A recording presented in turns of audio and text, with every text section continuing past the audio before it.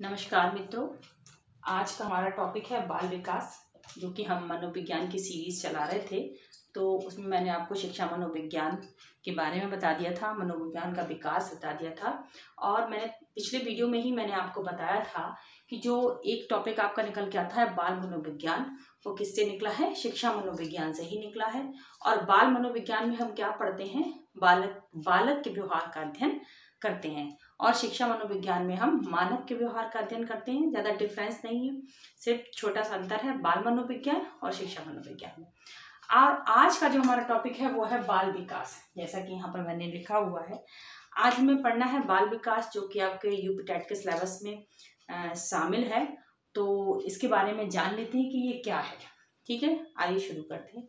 देखिए, बाल विकास, इसके पहले ये जो लिखा हुआ है इसके अर्थ को समझिए। बाल विकास यानी बालक का विकास, जो कि किसका रूप है? ये एक बाल मनोविज्ञान का ही रूप है। ठीक है, बाल विकास किसका रूप है? बाल मनोविज्ञान का ही रूप है। क्यों ये बाल मनोविज्ञान का रूप है, इसको समझते हैं। देखिए, हमको पढ़ना है बाल विकास यानी बालक का विकास। और बाल मनोविज्ञान का अर्थ क्या होता है? मैंने आपको बताया कि बालक के व्यवहार का अध्ययन। लेकिन जब आप बाल विकास को पढ़ने चलते हैं यानी बालक के विकास को पढ़ने चलते हैं, तो आपको ये कैसे पता चलेगा? अगर कोई भी है, एक शिक्षक है, माता पिता है या कोई भी है, तो आपको ये कैसे पता चलेगा कि बालक का विकास हो रहा है या नहीं हो रहा है? ठीक है, ये कैसे पता चलेगा? आप कैसे जानेंगे? आप एक शिक्षक हैं, आपके सामने 5-6 बच्चे बिठा दिए जाते हैं, तो कैसे समझ में आएगा कि बालक विकास की किस अवस्था में है? मनोवैज्ञानिकों ने बहुत इनका अध्ययन किया होगा, तब विकास की अवस्थाओं को बांटा है, जैसा कि आप सबको पता होगा विकास की अवस्थाओं के बारे में। लेकिन मेरा प्रश्न सिर्फ इतना है कि हम ये जानेंगे कैसे कि बालक विकास की किस अवस्था में चल रहा है, या उसका विकास हो रहा है या नहीं, कैसे पता चलेगा? ये हम तब जान पाएंगे जब हम बालक के व्यवहार को अध्ययन करेंगे। यह है मेरे सवाल का जवाब। अब आप पूछेंगे ऐसा क्यों? देखिए, आप समझिए, आपने सारी अवस्थाओं को बालक के पढ़ा है कि शैशवावस्था में बालक के ये गुण होते हैं, बाल्यावस्था में बालक के ये गुण होते होंगे। जब ये सब अध्ययन मनोवैज्ञानिक कर रहे होंगे इन अवस्थाओं को बांटने के लिए, तब उन्होंने रियलाइज किया होगा ना कि 0 से 6 वर्ष तक के बच्चे क्या क्या करते हैं, तभी तो उनके लक्षणों, उनकी विशेषताओं के बारे में बताया होगा। जब इनका अध्ययन किया होगा तब उन्होंने बताया होगा कि 0 से 6 वर्ष तक का बच्चा किस अवस्था में आना चाहिए, शैशवावस्था की अवस्था में आना चाहिए। ऐसा हुआ, ठीक है। लेकिन ये पता कैसे चला? जब उन्होंने कई सारे बच्चों के व्यवहार का अध्ययन किया होगा, तभी तो पता चला होगा कि इन बच्चों में ये सिमिलरिटी है, ऐसे ऐसे ये बच्चे कर रहे हैं, इन लक्षणों को प्राप्त कर रहे हैं। तो यानी ये किस अवस्था में होंगे? शैशवावस्था में होंगे। ऐसे इस तरह से अवस्थाओं का बंटवारा किया होगा। ये हुआ कब? ये तभी तो हुआ जब उनके व्यवहार का अध्ययन किया। यानी बाल विकास के अंतर्गत भी हम क्या पढ़ते हैं? बालक के व्यवहार का अध्ययन करते हैं। इसीलिए बाल मनोविज्ञान और बाल विकास को जो है एक ही कह दिया जाता है। ठीक है, अलग अलग नहीं कहते हैं। बाल मनोविज्ञान के अंतर्गत ही हम बाल विकास को पढ़ते हैं, क्योंकि पढ़ना तो बालक के व्यवहार को ही है। अगर हम विकास की बात करें तो विकास का अनुभव होगा कैसे? विकास का अनुभव होगा तो तभी जब हम किसी के व्यवहार का अध्ययन कर रहे हैं। ठीक है, बात समझ में आ रहा? तो अब आपको मैंने बताया कि बाल विकास के अंतर्गत क्या है? बालक के व्यवहार का अध्ययन करते हैं। ठीक है, चाहे वह बाल मनोविज्ञान कहें या बाल विकास कहें, पढ़ना हमें क्या है? बालक के व्यवहार का अध्ययन करना है, ये बाल विकास होता है। अगर आपसे पूछा जाए कि बाल विकास में हम क्या अध्ययन करते हैं, तो बालक का विकास का तो अध्ययन करते हैं। अगर मान लीजिए कोई ये बात कह नहीं देता आपको ऑप्शन में कि बालक का विकास, वो कह दे बालक का व्यवहार, या क्या कहते हैं बालक की बातचीत का ढंग, इस तरीके से, तो आप क्या उत्तर क्या होना चाहिए? तो उत्तर आपका यही होना चाहिए कि बालक के व्यवहार का अध्ययन।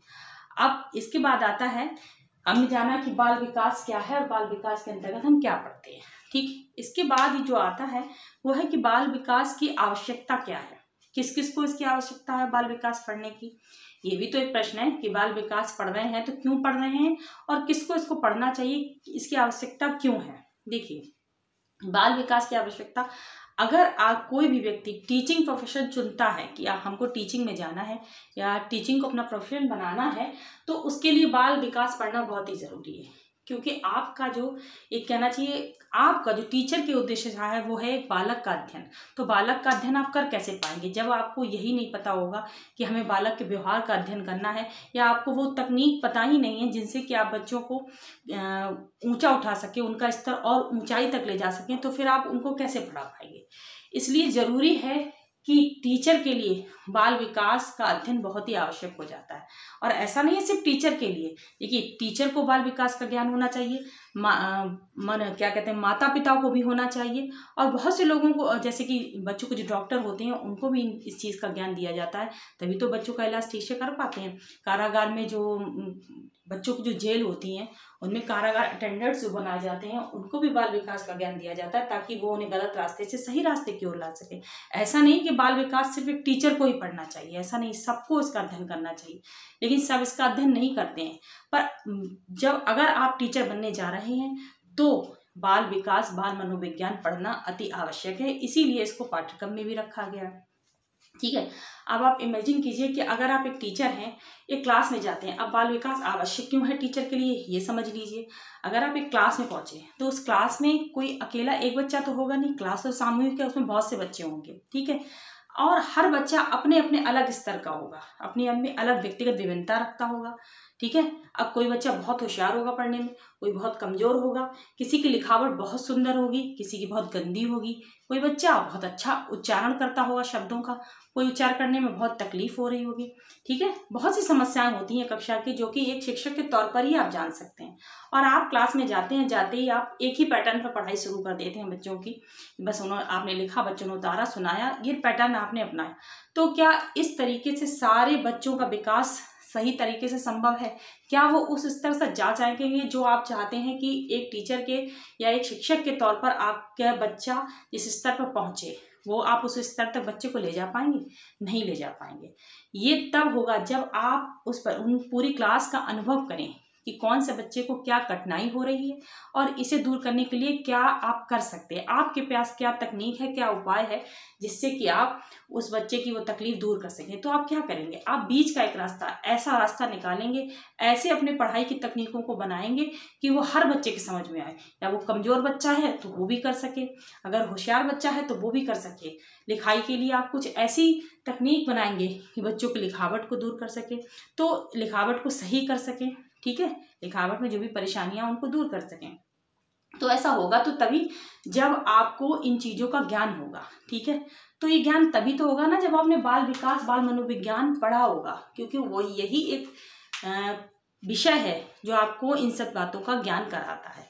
तो आवश्यक हो गया ना शिक्षक के लिए बाल मनोविज्ञान का पढ़ना, बाल विकास का पढ़ना। बात समझ में आई? तो इसकी आवश्यकता यही है। ठीक है, इसकी आवश्यकता क्यों पड़ी? इसीलिए तो पड़ी ना, क्योंकि भाई मैंने आपको बताया था मनोविज्ञान का अर्थ क्या है, व्यवहार का अध्ययन, और शिक्षा क्या करती है, उसको और ऊपर ले जाने का कार्य करती है। ठीक है, क्या करती है, उसको ऊपर ले जाने का कार्य करती है, मतलब उसे एक सुसंगत क्रम में लगाने का कार्य करती है कि उसको क्रमशः हम कैसे ऊपर कर सके। ठीक है ना, बात समझ में आ रही? तो देखिए, मैं इतने सरल शब्दों का प्रयोग इसलिए करती हूँ ताकि आप सबको बात समझ में आए। अगर कठिन कठिन शब्दों का प्रयोग करूँगी तो बच्चे उन्हीं में उलझ के रह जाते हैं, स्टूडेंट्स को नहीं समझ में आता है। बहुत की इंग्लिश बहुत अच्छी होती है, बहुत की हिंदी बहुत अच्छी होती है, लेकिन ऐसा होता है कि ज़्यादा कठिन शब्दों के प्रयोग से बात जो ज्ञान पहुँचाना चाहिए वो उन तक नहीं पहुँच पाता है। इसलिए मैं सरल से शब्दों का प्रयोग करती हूँ, ताकि आप सब ये मत कहिएगा कि इन शब्दों को तो कभी सुना ही नहीं। ऐसा नहीं है, अगर आप समझेंगे तो मेरी बात समझ में आएगी। और सिर्फ आपको ये उद्देश्य है कि अरे बस थोड़ा सा देख लिया, हाँ हो गया, तो कुछ नहीं समझ में आने वाला है। बात अगर सुनेंगे, समझेंगे तो सारी बात समझ में आएगी। और जो भी मैं बताती हूँ वो बहुत ज़रूरी है, क्योंकि आजकल जो पेपर का पैटर्न चेंज किए जा रहे हैं उनके लिए आपको इस तरह से पढ़ना बहुत ज़रूरी है। एक एक टॉपिक को समझना बहुत ज़रूरी है। अगर आप टॉपिक को समझ कर नहीं हमेशा की तरह रट्टू की तोता की तरह पढ़ेंगे तो पहले भले ही परीक्षाएं पास हो जाती थी इस विधि से, पर अब नहीं हो सकती, क्योंकि पेपर का पैटर्न चेंज कर दिया गया। तो आपको हर चीज़ को समझना है बारीकी से, इसलिए मैं इतने खुले शब्दों में आप सबको समझाने का प्रयास करती हूँ। ठीक है, तो समझ में आ गया ना इसकी आवश्यकता क्यों है, कि बाल विकास या बाल मनोविज्ञान पढ़ने की आवश्यकता क्यों पड़ी। ठीक है, तो आप सबको पता चल गया। इसके क्षेत्र की बात करेंगे तो हमने अभी क्या क्या जाना, हमने जाना कि बाल विकास किसे कहते हैं, बाल विकास की आवश्यकता क्यों पड़ी, किसको पड़ी, ये सब हमने आपको बताया। इसके बाद अगर इसके क्षेत्र की बात करें तो हम बाल मनोविज्ञान के अंतर्गत जो भी पढ़ते हैं सब बाल विकास का ही क्षेत्र है, बहुत विस्तृत क्षेत्र है।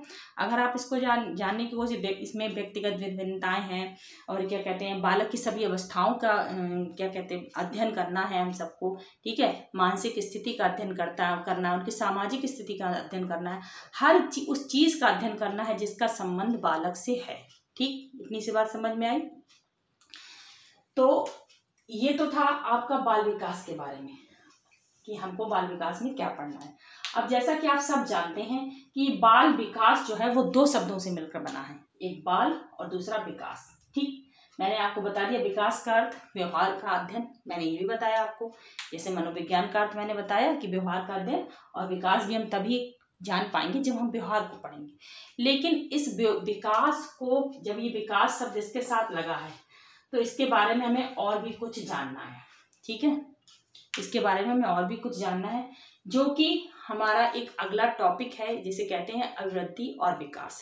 जब हम बाल विकास को पढ़ने चलते हैं तो पहले हमें अभिवृद्धि और विकास को जान लेना चाहिए, तभी हमें बाल विकास के आगे के टॉपिक पढ़ने चाहिए, क्योंकि तभी हम डिफरेंस क्लियर कर पाएंगे, ठीक है। क्योंकि अभिवृद्धि और विकास से सीटेट में तो प्रश्न बहुत बनते हैं, ठीक है। और अब यूपी टेट का जो पैटर्न आ रहा है, जो मैंने जितना इसको स्टडी किया है उसमें हर तरह से प्रश्न बन रहे हैं, तो आपको हर तरह से पढ़ाई करनी है। तो पहले हमको क्या जानना है, अभिवृद्धि और विकास के बारे में, ठीक है।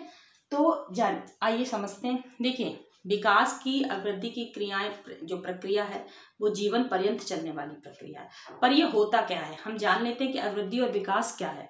तो मैंने दो चीजों का नाम लिया, अभिवृद्धि और विकास।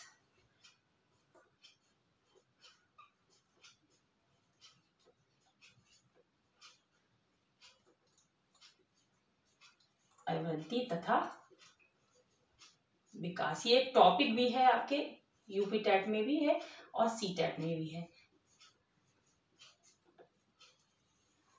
दो बातें, अभिवृद्धि तथा विकास, हमें इनके डिफरेंस को जरूर समझ में, इसमें क्या, दोनों में क्या अंतर है। बातें दोनों एक ही, लेकिन विकास का ही एक भाग क्या है, अभिवृद्धि है, ठीक। किसका भाग, विकास का ही एक भाग अभिवृद्धि है, ठीक। अभिवृद्धि एक सीमित दायरा है, ठीक है, एक संकुचित बात है। विकास एक व्यापक बात है, एक विस्तृत कहना चाहिए संकल्पना है। अभिवृद्धि एक संकुचित संकल्पना है और विकास जो है वो क्या है, एक विस्तृत संकल्पना है। विकास का ही एक भाग अभिवृद्धि है, ठीक है। अब अभी आप परेशान नहीं हो, मैं आपको समझाऊंगी, सब समझ में आएगा। विकास का ही एक भाग क्या है, अभिवृद्धि है। और विकास जो है वो एक व्यापक प्रक्रिया है, क्या है, व्यापक संकल्पना है, मतलब विकास बहुत ही व्यापक है, ठीक है। अब आप समझते हैं कि अभिवृद्धि क्या है, ठीक है। अब हमको समझना है कि अभिवृद्धि है क्या। देखिए, अभिवृद्धि किसे कहते हैं, अभिवृद्धि में जो शब्द आ रहा है वृद्धि, इसका मतलब क्या होता है, वृद्धि का मतलब होता है, वृद्धि का मतलब आप सबको पता होगा, बढ़ना। किसी चीज का बढ़ना क्या है, वृद्धि है। और जब हम इसे मनोवैज्ञानिकों की भाषा में बोलती हैं तब हम इसे कह देते हैं अभिवृद्धि। अगर हम इसे वृद्धि भी कहेंगे तो भी गलत नहीं है। मनोवैज्ञानिक, जब हम मनोविज्ञान पढ़ रहे हैं तो उसमें वृद्धि को हम अभिवृद्धि ही कहते हैं। तो जो अभिवृद्धि है ये है क्या, इसका मतलब होता है बढ़ना, किसी चीज़ का भी, किसी चीज़ का या किसी का बढ़ना अभिवृद्धि कहलाता है। किस पर्पज में, आप समझिए। देखिए, जब अभिवृद्धि का अर्थ है कि ऐसी वृद्धि जिसे हम नाप तौल सके, आंखों से देख सकें, तो वो वृद्धि क्या कहलाती है, अभिवृद्धि कहलाती है।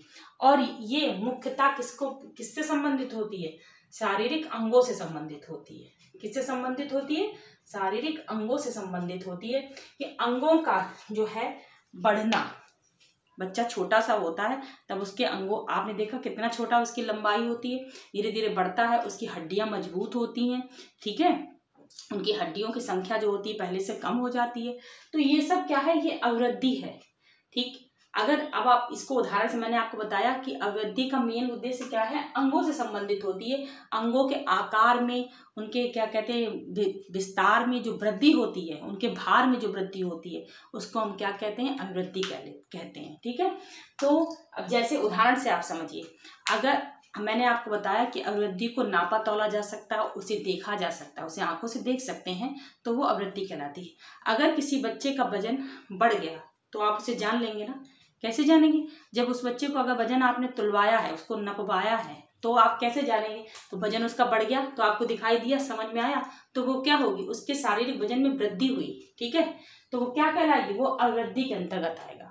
ठीक, अगर उसकी लंबाई बढ़ रही है बच्चे की, तो वो भी तो प्रदर्शित हो रहा है। आज उसकी लंबाई मान लीजिए कि है 5 है उसकी लंबाई, या 5 1 जो भी उसकी लंबाई है, अगर आप 1 साल बाद उसकी लंबाई चेक करते हैं, उसकी लंबाई कुछ इंचेस बढ़ जाती है, तो वो नाप में प्रदर्शित हो जाएगी ना, नाप में दिख जाएगी।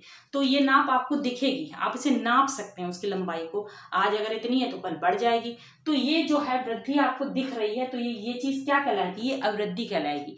ये विकास की प्रक्रिया नहीं हो रही है, अभिवृद्धि हो रही है। अगर कोई प्रश्न पूछ दे, किसी बच्चे की लंबाई 1 साल पहले इतनी थी, 1 साल बाद बढ़कर इतनी हो गई, कुछ इंचेस बढ़ गई, तो ये अभिवृद्धि की प्रक्रिया है या विकास की? तो ये अभिवृद्धि की प्रक्रिया होगी, ना कि विकास की। पर एक बात याद रखिएगा, अभिवृद्धि विकास का ही एक भाग है, ठीक है।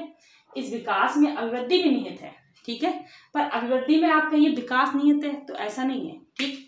विकास का ही एक भाग अभिवृद्धि है, लेकिन ये मेन रूप से किसको प्रदर्शित करता है, अंगों में, जो अंगों के आकार प्रकार में परिवर्तन होता है, उसके भार में जो परिवर्तन होता है, उसे अभिवृद्धि कहते हैं। उदाहरण से मैंने आपको समझाया, जैसे किसी बच्चे का वजन बढ़ गया, कि लंबाई बढ़ गई, तो ये क्या कहलाएगा, ये कहलाएगी अभिवृद्धि, ठीक। अब क्या आता है कि अब हम समझे विकास को। विकास किसे कहते हैं? देखिए, विकास क्या है, मैंने आपको भी बताया, किसी के व्यवहार का अध्ययन क्या है, विकास है, ठीक है। और विकास को क्या आप नाप तौल कर सकते हैं, उसको देख सकते हैं कि विकास हो रहा है या नहीं हो रहा, उसको आपको आंखों से दिखाई देगा। उससे तो आप अनुभव करेंगे, उसके किसी बच्चे के व्यवहार का अध्ययन करेंगे, उससे आप अनुभव करेंगे कि इसमें विकास की प्रक्रियाएं चल रही हैं, नहीं चल रही। ऐसा तो नहीं कि आप नाप सकते हैं। अगर कोई बच्चा शैशवावस्था में है तो उसमें इतने नैतिक गुण नहीं होते हैं, लेकिन जब उसे आप सिखाते हैं, वो अपने बड़े माता पिता को देखकर सीखता है। कि मान लीजिए, मैं आपको एक उदाहरण से समझाती हूँ। किसी बच्चे के घर कोई मेहमान आए, वो छोटी अवस्था में है, तो अक्सर बच्चे शर्माकर अपने कमरे में भाग जाते हैं और अकेले बैठे रहते हैं जब तक कि मेहमान चला नहीं जाता, ठीक। लेकिन जैसे जैसे उनकी उम्र बढ़ती है, वो अपने माता पिता को देखते हैं कि माता पिता आने वाले का आदर सत्कार कर रहे हैं, उनको नमस्कार कर रहे हैं, जलपान करा रहे हैं। जब ये चीज़ वो बच्चा देख रहा है, सीख रहा है, ठीक है, जब वो सीख रहा है, तो आगे जब उसके कोई घर में दोबारा मेहमान आएगा, तो वो भी उसी तरह के गुणों का परिचय देगा। तो इससे क्या होगा, इससे समझ में आता है। अब क्या आप उसे नाप सकते हैं, इस चीज़ को नाप सकते हैं कि उस बच्चे ने कि 1 किलो ये चीज़ सीखी, ये 2 किलो सीखी, ये 1 मीटर सीखी? इन चीज़ों को हम नाप नहीं सकते। ये सिर्फ जब वो बच्चा अपने उन गुणों का प्रदर्शन करेगा, किसी के आने पर उसको नमस्कार करेगा, उनको जलपान के लिए कहेगा, उनको बिठाएगा, उनका आदर सत्कार करेगा, तो ये हम अनुभव करेंगे कि बच्चा ऐसा कर रहा है, यानी कि उसमें नैतिकता का विकास हो रहा है, ठीक है। विकास को आप नाप तोल नहीं सकते, ठीक। बात समझ में आ गई ना? देखिए, मैं इतने डिटेल से इसलिए समझा रही हूँ, हो सकता है वीडियो थोड़ा लंबा हो जाए, परेशान मत होइएगा। इन दोनों के अंतर को समझना बहुत जरूरी है, क्योंकि इन दोनों के अंतर से प्रश्न बनते हैं, ठीक। इसलिए मैं इतनी डिटेल से आपको समझा रही हूँ, समझने का प्रयास करें। तो मैंने आपको समझाया विकास क्या है, ठीक। विकास को हम नाप तोल नहीं सकते हैं कि नाप लें कि विकास कितना हुआ, एक बच्चे का विकास 2 किलो हो गया, ऐसा नहीं होता है, ठीक है ना, ऐसा नहीं होता। हाँ, अगर उसका वजन, उसकी अभिवृद्धि में वृद्धि हो रही है, जैसे उसका वजन बढ़ रहा है, तो आप कह सकते हैं कि उसका वजन 1-2 किलो बढ़ गया, ऐसा हो सकता है। लेकिन ऐसा नहीं हो सकता कि आप कहें नहीं, उसका सामाजिक विकास जो है वो 2 किलो हो गया, ऐसा नहीं होता है। सामाजिक विकास उसके व्यवहार से प्रदर्शित होगा। यदि वो समाज में निकलता है, अच्छा व्यवहार करता है, समाज को जो है ऊपर की ओर अग्रसर करता है, तो हम समझते हैं कि इसका सामाजिक विकास हो रहा है, उसके गुणों का विकास हो रहा है। तो अगर अब मेन बात क्या कि विकास में क्या होता है, विकास गुणात्मक होता है, गुणों का विकास होता है, और किसी के गुणों का आप अनुभव कर सकते हैं कि उसमें अच्छे गुण हैं या बुरे गुण हैं। उन गुणों को आप तौल नहीं सकते कि तराजू में रख के तौल दें कि इसमें ये अच्छाई है, ये बुराई है, ऐसा नहीं होता। गुणों को सिर्फ अनुभव किया जा सकता है, चाहे वो अच्छे गुण हो या बुरे गुण, उन्हें आप अनुभव से समझ सकते हैं। कोई अगर बहुत लड़ाकू झगड़ालू है, तो आप उसको तौल के थोड़ी ना बताएंगे ना, आप ऐसे बताएंगे कि उसमें इतने इंच लड़ाई का कीड़ा घुसा हुआ है, ऐसा नहीं कहेंगे। सिर्फ आप ये कहेंगे वो बहुत लड़ाकू किस्म का है, इस तरीके से उसे अनुभव करेंगे ना। तो मेन चीज क्या है, विकास को अनुभव किया जा सकता है, और वो अनुभव आप करेंगे किससे, जब हम व्यवहार का अध्ययन करेंगे तब होगा। ठीक है, मुझे लगता है कि इतने से आपको क्लियर हुआ होगा। अब इसमें कुछ ऐसे पॉइंट हैं जो कि परीक्षा में बनते हैं, वो भी समझ लेते हैं।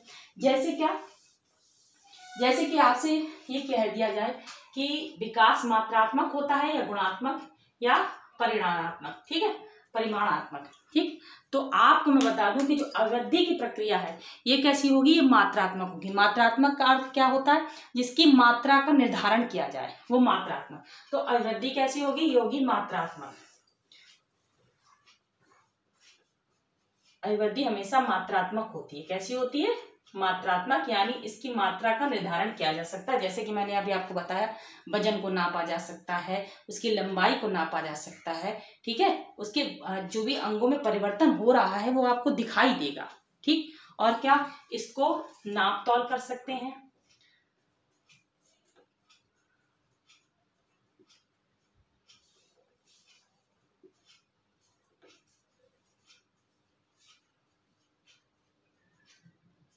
ये दिखाई पड़ने वाला है।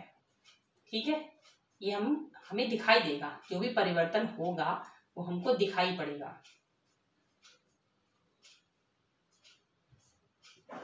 समझ में आया आप सबको अवृद्धि के बारे में। और एक मेन बात, अवृद्धि कब से कब तक होती है, जो कि प्रश्न बनता है। अवृद्धि और विकास दोनों की क्रियाएं, आप ध्यान से सुनिएगा, गर्भावस्था से ही प्रारंभ हो जाती हैं, चाहे वो अवृद्धि हो या विकास हो। दोनों की प्रक्रियाएं, अवृद्धि तथा विकास की जो प्रक्रिया हैं वो गर्भावस्था से ही प्रारंभ हो जाती हैं। ठीक है, ध्यान रखिएगा, ये प्रश्न बनता है, चाहे अवृद्धि कही जाए या विकास कही जाए।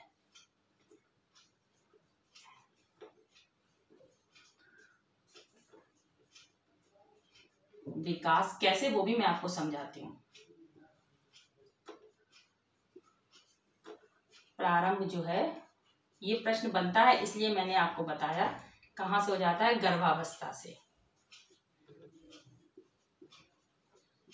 अब इसके आगे दूसरी बात, चलता कहाँ तक है।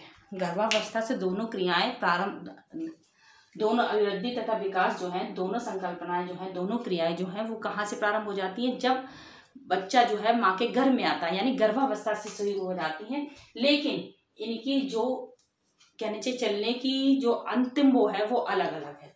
जैसे अवृद्धि में, अवृद्धि कहाँ तक होती है, कभी आपने देखा कि बुढ़ापे में भी किसी की लंबाई बढ़ रही हो, ऐसा नहीं होता ना।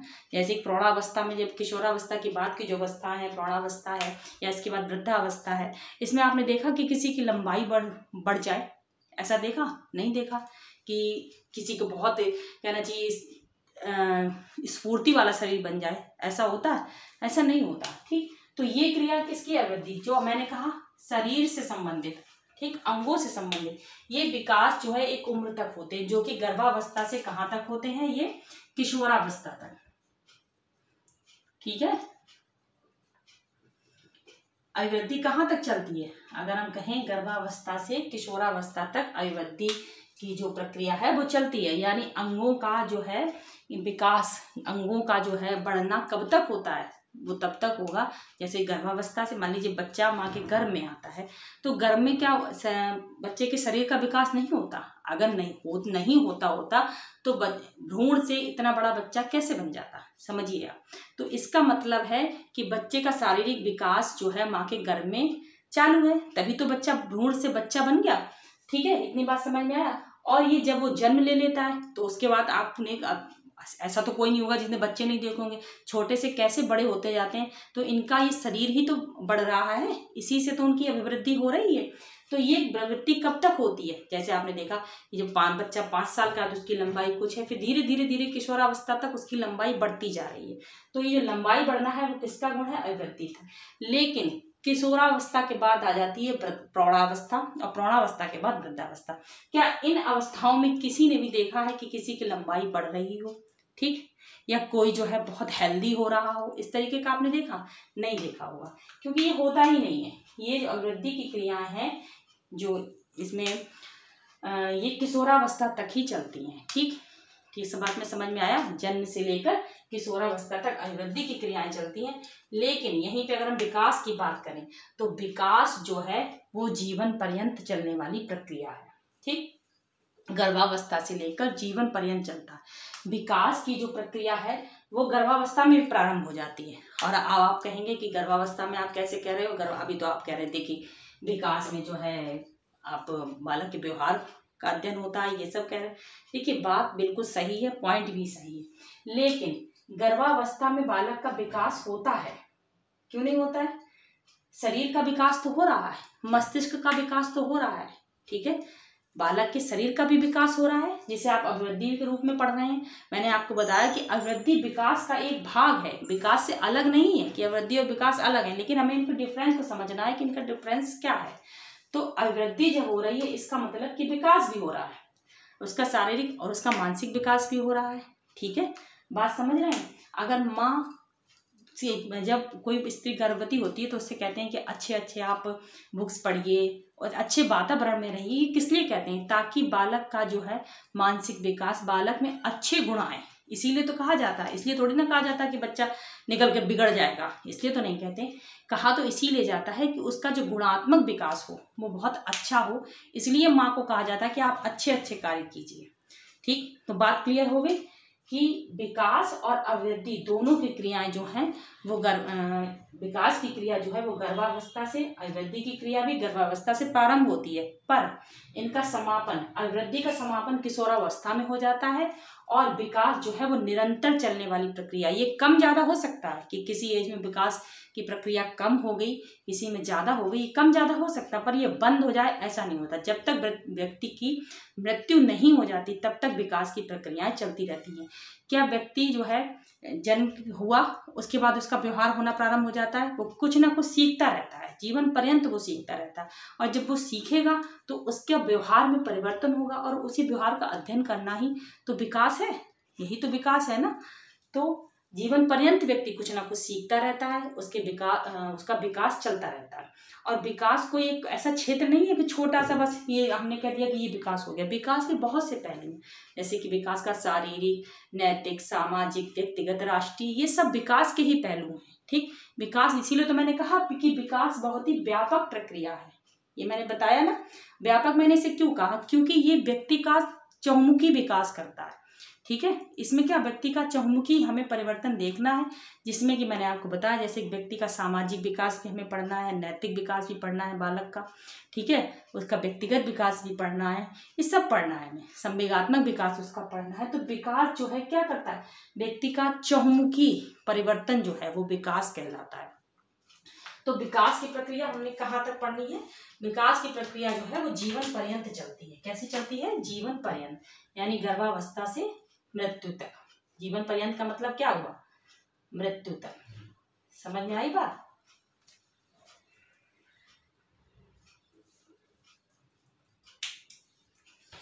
हाँ, इतनी बात समझ में आई कि कहाँ से कहाँ तक चलती है। एक दूसरी चीज में जो अक्सर कंफ्यूजिंग हो जाता है, एग्जाम में प्रश्न किया जाता है कि देखिए, हम एक बार प्रश्न किसी परीक्षा में आया था, मुझे ध्यान नहीं, लेकिन मुझे प्रश्न याद है कि जो है विकास की जो प्रक्रिया है, विकास के अंतर्गत हम कहाँ से कहाँ तक का अध्ययन करते हैं, ये आता। तो उसमें जो है क्या था ऑप्शन, जैसे उसमें शैशवावस्था था, गर्भावस्था था, और क्या कहते हैं, ये सारी अवस्थाओं के उन्होंने ऑप्शन दे रखे थे।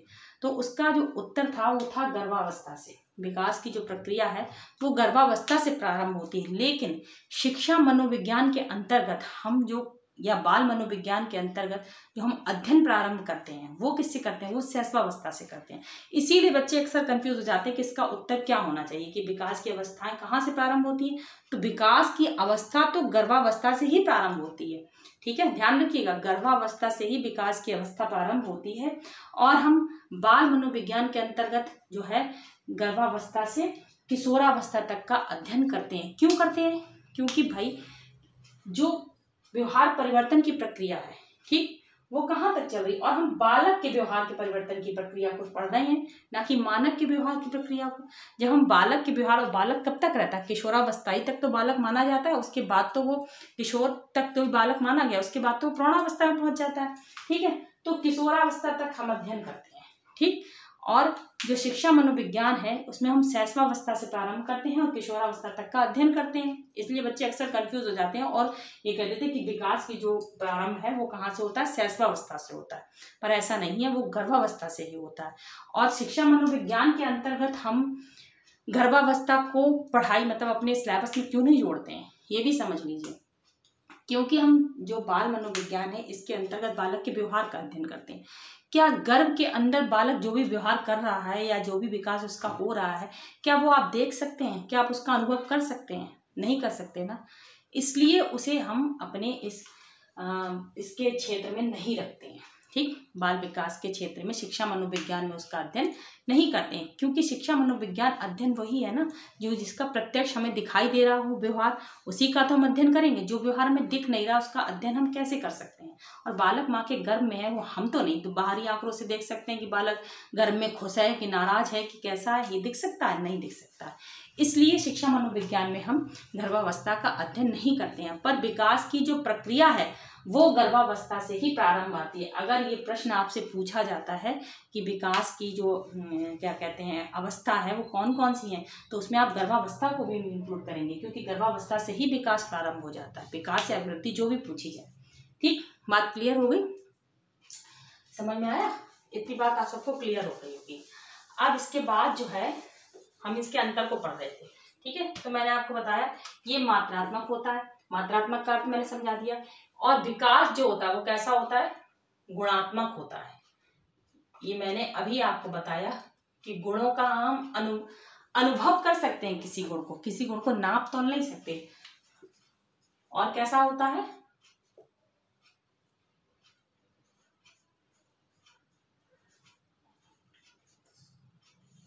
परिणात्मक होता है। ठीक है, कैसा होता है?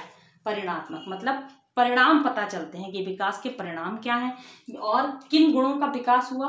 गुण आप अनुभव कर सकते हैं, गुण आप उनको तौल नाप नहीं सकते हैं, इसलिए विकास को है नापा तौला नहीं दिखा जा सकता है।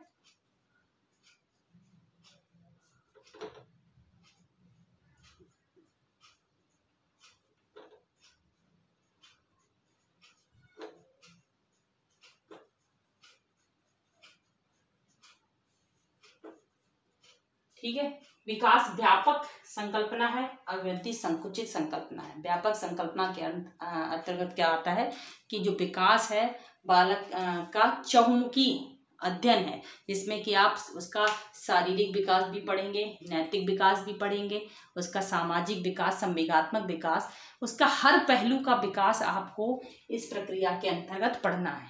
ठीक है, ये जीवन पर्यंत चलने वाली प्रक्रिया है। ये जन्म से गर्भावस्था से लेकर गर्भावस्था से मृत्यु तक की प्रक्रिया है। ये कम अधिक हो जाती है, ऐसा नहीं है कि हमेशा एक सी चलती रहे कि तेजी से दौड़ती रहे। ये कम ज्यादा हो सकती है, लेकिन ये बंद नहीं हो सकती। ठीक है, और अभिवृद्धि की जो प्रक्रिया है ये गर्भावस्था से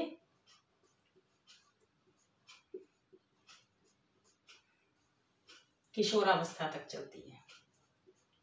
ठीक है,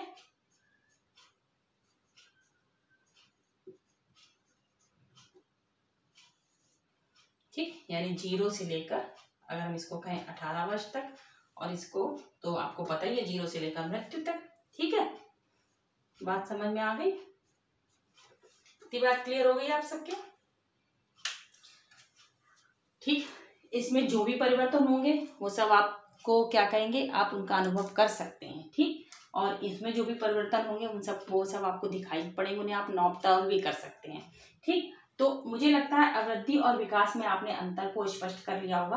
अब यदि आपसे कोई इस तरीके से प्रश्न पूछेगा तो आप बता सकते हैं कि अगर किसी बच्चे के शारीरिक विकास में जो है क्या कहते हैं उसकी लंबाई बढ़ रही है, उसका वजन बढ़ रहा है, तो ये क्या है, अभिवृद्धि है या विकास है? तो आप बता लेंगे कि ये अभिवृद्धि है। ठीक, आगे अगर कोई बच्चा समाज में बहुत अच्छे गुणों का प्रदर्शन कर रहा है तो उसकी अभिवृद्धि है या विकास है, तो भी आप बता लेंगे कि अगर उसमें गुणों का प्रदर्शन हो रहा है यानी गुणात्मक क्या है, विकास है, तो यानी कि किसकी प्रक्रिया हो जाएगी, ये सामाजिक विकास की प्रक्रिया हो जाएगी। ठीक, इतनी बात सबको क्लियर हो गई? कोई भी कंफ्यूजन हो, कमेंट आप सबके लिए खुले हैं।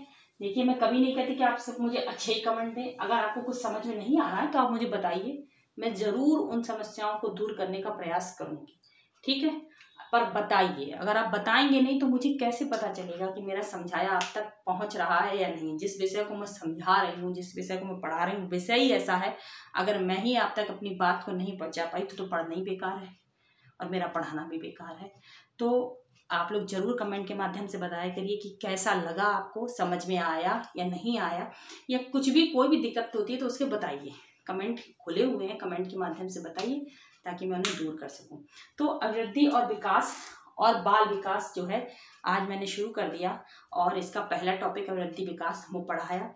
अभिवृद्धि विकास के अंतर्गत अभी इसके सिद्धांत बचे हुए हैं, ठीक है। अभिवृद्धि और विकास के जो विकास के सिद्धांत हैं वो है सामान्य और विशिष्ट, दो भागों में इनको बांटा गया है। अगले वीडियो में मैं आपको अभिवृद्धि और विकास के सिद्धांत ही पढ़ाऊंगी। फिर इसके बाद जो है अभिवृद्धि विकास का एक टॉपिक कंप्लीट होगा।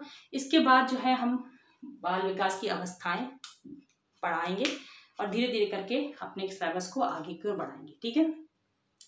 पढ़ते रहिए, समझते रहिए, कोई गलती हो तो क्षमा कीजिए और बताइए ज़रूर कि कैसा लगा। इसी के साथ बहुत बहुत धन्यवाद।